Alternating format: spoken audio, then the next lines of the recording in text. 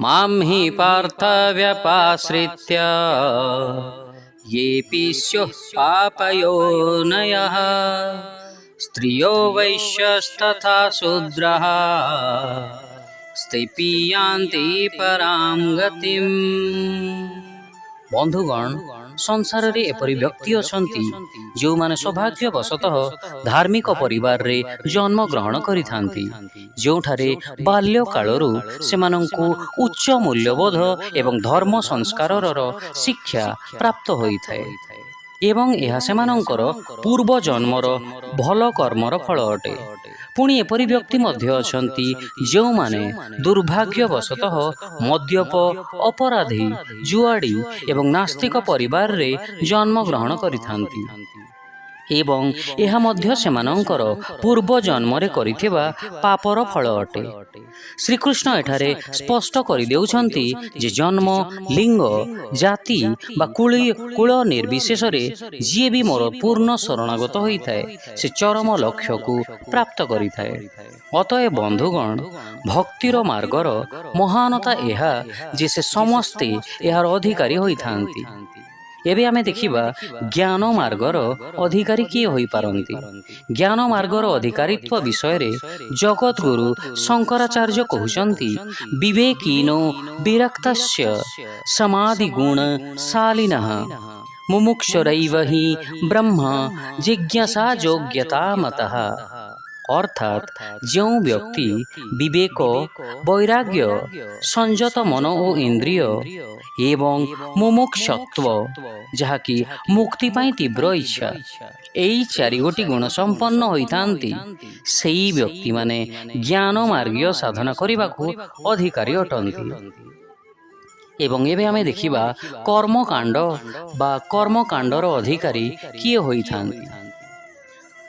वैदिक विधि अनुसार एई मार्गरे 6 गोटी शर्त पूरण करने आवश्यक, जो आपण कर्मकांडर अधिकारी होई परिबे।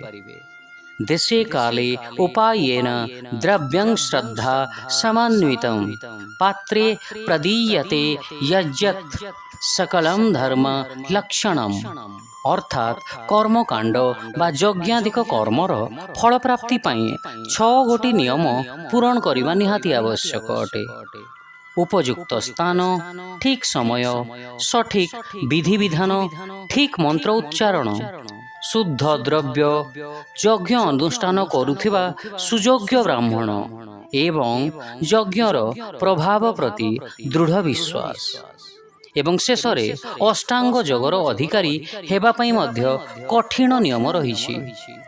सुचै देशे प्रतिष्ठाप्य यह भागवतम रे उल्लेखित अछि। अर्थात हठ जोग एक पवित्र स्थान रे निश्चल भावे सठिक आसन रे बसी करिबा आवश्यक।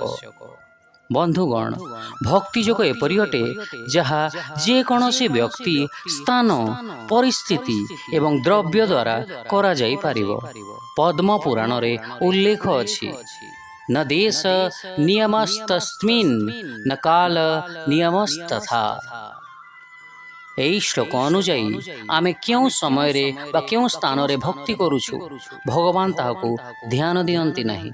से केवल आम हृदय रे थिबा स्नेह को देखि थांती। समस्त जीव भगवानंक संतान अटंती एवं जदि सेमाने प्रकृत भक्ति भावना रे तांकर समीपस्थ होई थांती, ताहेले से बाहु प्रसारित करी समस्तंकु आपणार करि नियंती।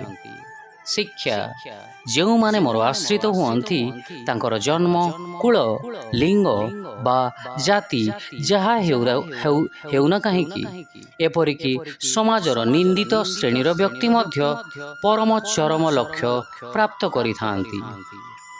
All those who take refuge in me, whatever their birth, race, gender or caste, even those whom society scorns, will attain the supreme destination. Hare Krishna.